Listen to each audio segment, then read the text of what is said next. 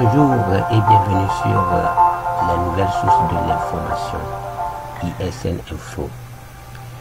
Aujourd'hui, on va continuer notre série de vidéos. La fois passée, on a un peu tapé les codes sur nos variables. On va voir la suite et pouvoir utiliser les symboles dont on avait tous parlé. Et dans le truc là, on a parlé des symboles, comment utiliser les guillemets, mettre en évidence un rendu et ainsi de suite, quoi. On va voir ce qu'on pouvait faire avec et comment est-ce qu'on peut pouvoir les utiliser, ce qu'on pouvait faire avec notre affichage, notre bout de code qu'on vient de créer tout à l'heure. Et donc c'est toujours suite à cette dernière vidéo, je reviens un peu sur notre éditeur de code pour voir. J'ai eu à modifier un peu le code pour rendre un peu plus vite la durée, pour réduire un peu la durée de notre vidéo. Ici j'avais eu à déclarer un double, mais on n'a pas utilisé. Et je vais juste vous montrer aussi dans ce bout de code ce qu'on avait dit au moment où on utilisait les initialisations des primitifs, c'est-à-dire l'utilisation des primitifs. On avait eu à annoncer les primitifs, et on a eu à parler de la conversion explicite et implicite du code. Et juste là, je vais vous montrer le bout de code qu'on avait eu pour pouvoir expliquer.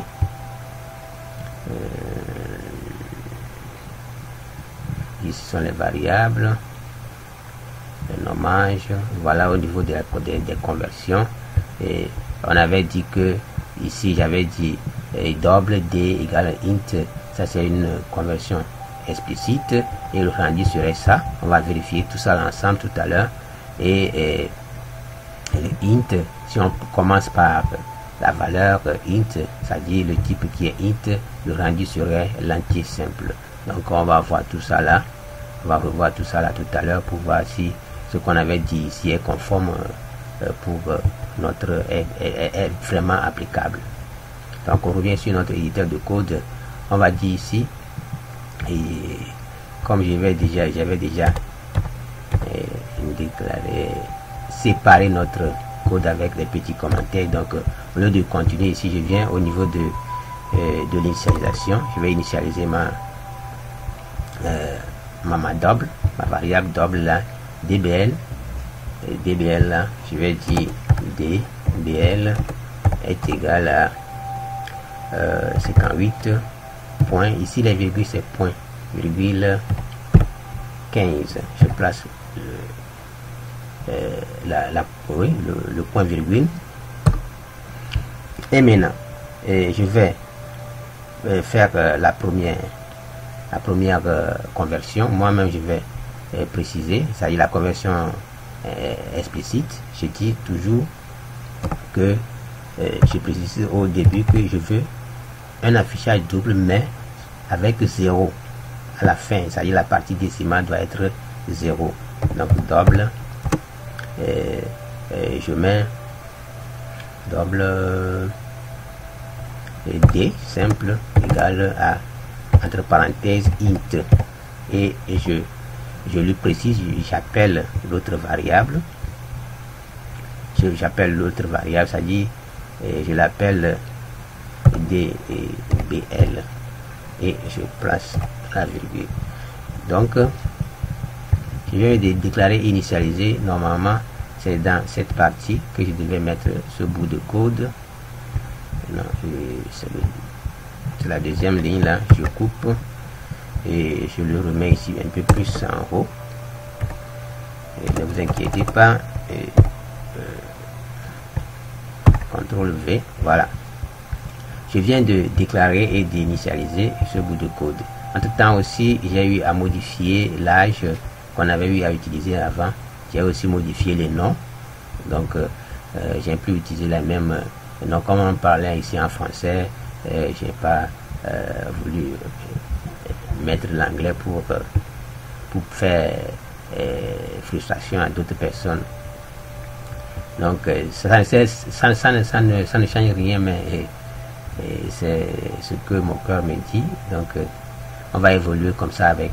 Donc, maintenant, on va appeler notre double là pour voir comment est-ce que ça va nous convertir le DBL là.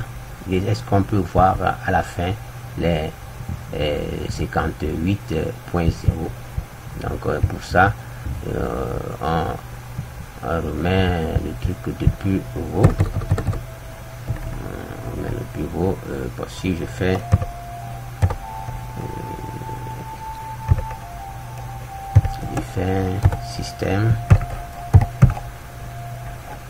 système point print ln et j'ouvre la parenthèse et j'affiche notre double. Je peux l'appeler directement le D là qu'on vient d'écrire. Donc je le mets dans mon truc la D et je ferme avec le point virgule. Et donc vous allez voir que au premier vue c'est le 58.0 qui devait afficher. Donc on exécute notre programme à partir d'ici. Ça devient encore long, je n'ai pas effacé. Donc le code est là tout exécuté. Voilà que c'est ça que nous avons ici, c'est 58.0. C'est pour vous dire que ce qu'on avait eu à définir de l'autre côté était tellement vrai. Donc il va encore essuyer.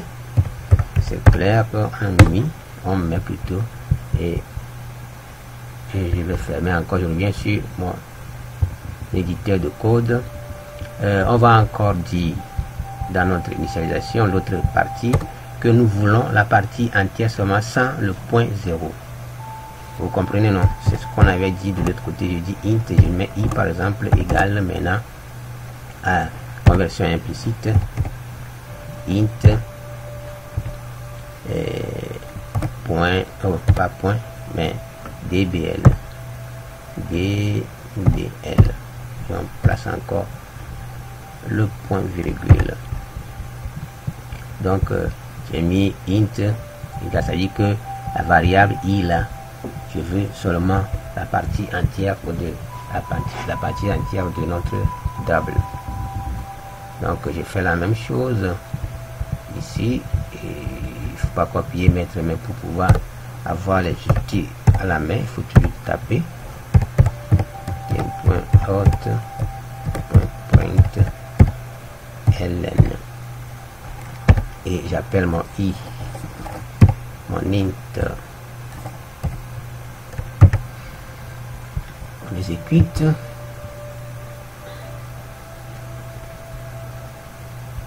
Donc au premier abord on monte encore, on va revenir sur l'autre bout de code. Qu'est-ce que j'ai appelé?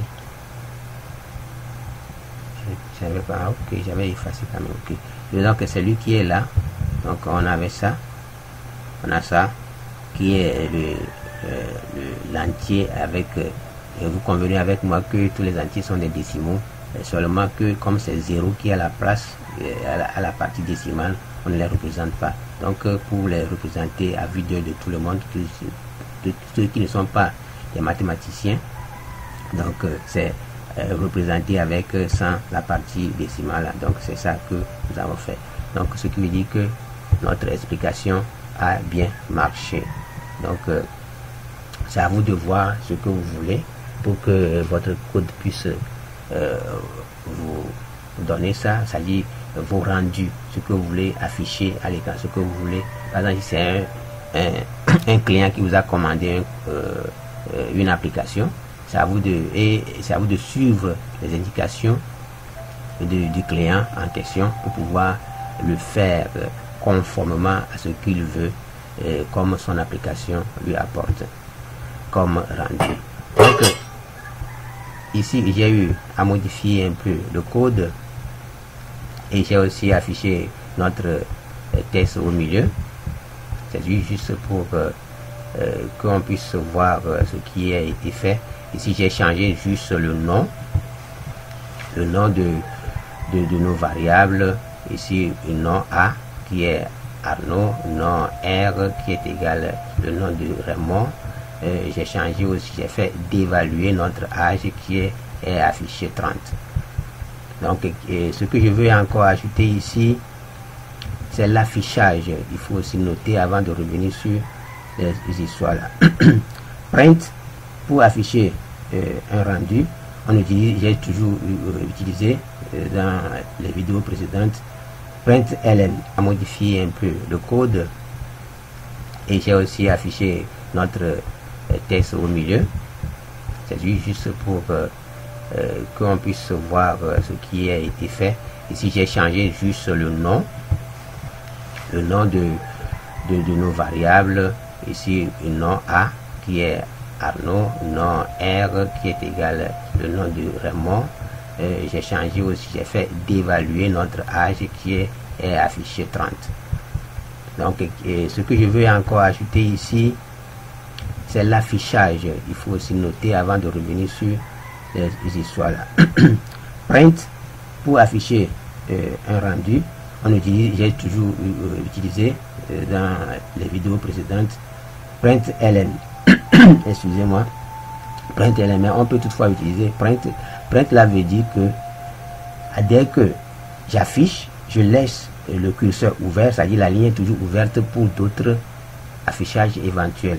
Donc on peut toutefois afficher ce qui suit là à la ligne suivante, c'est-à-dire sur la même ligne. C'est-à-dire que au lieu de revenir à la ligne pour pouvoir afficher, par exemple si je vais exécuter ce code, donc la partie là, ce qui ça va m'afficher, c'est qu'il va m'afficher par exemple si je dis que c'est ici notre console, il va nous afficher les traits là, les barres de 6 là, copie, je mets, et maintenant il va nous afficher ceci dessus,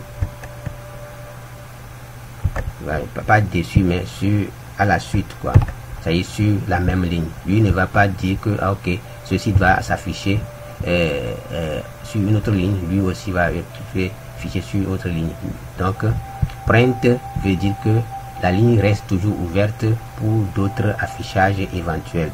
Donc si vous voulez, tous ces astuces là permettent, tous ces bouts de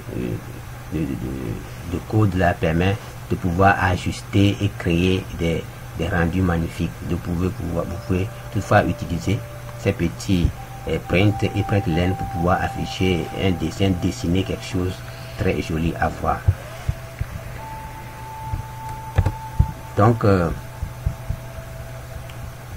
c'est tout pour cette partie là. Maintenant on va revenir sur ce que on avait dit de l'autre côté.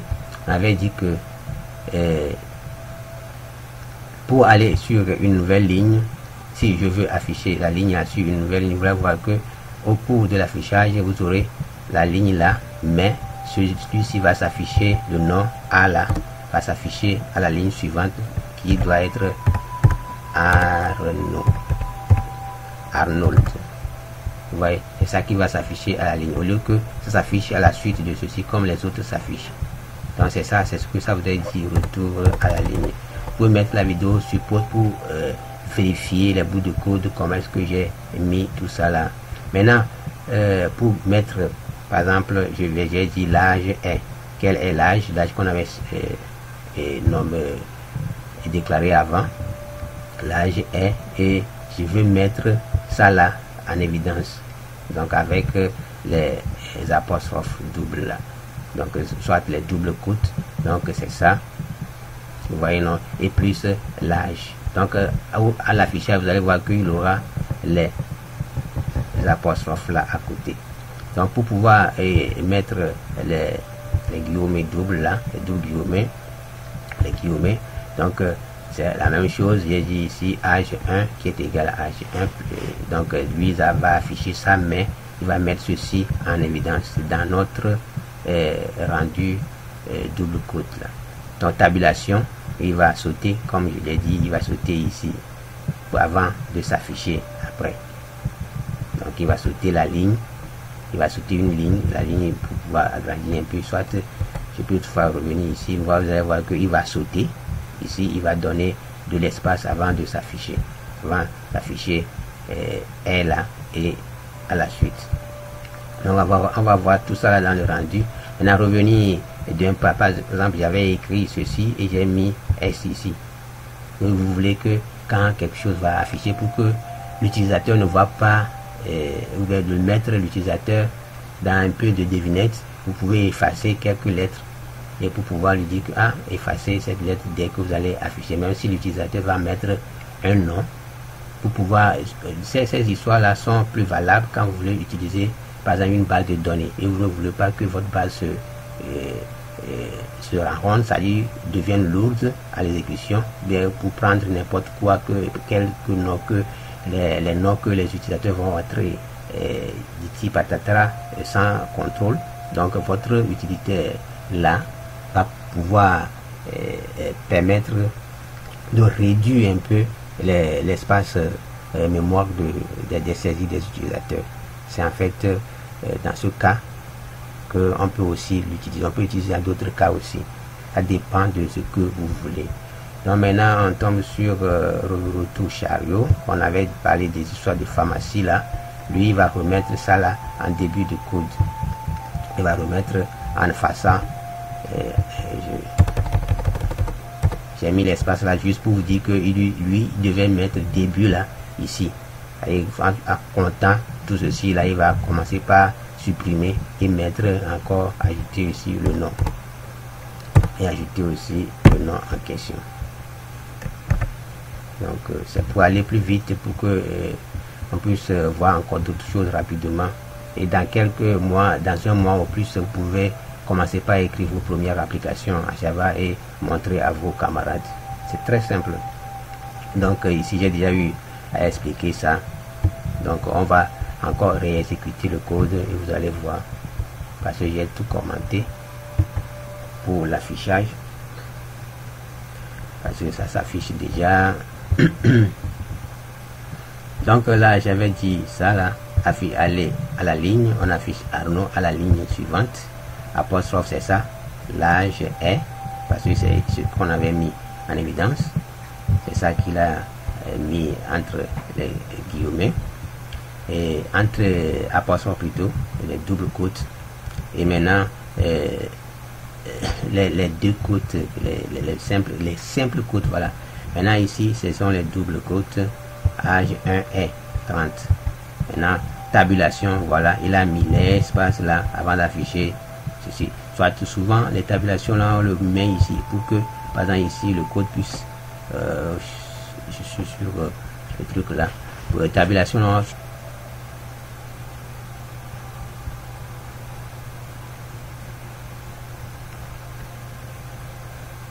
donc souvent tabulation là est utilisée pour qu'on puisse mettre en évidence. Je réduis encore ça là d'abord. Donc je disais tantôt que tabulation là, souvent on l'utilise pour dire que comment on fait, on écrit un texte après avoir fini un paragraphe pour distinguer l'autre paragraphe du nouveau paragraphe sur lequel on est en train d'écrire. Il faut revenir à la ligne.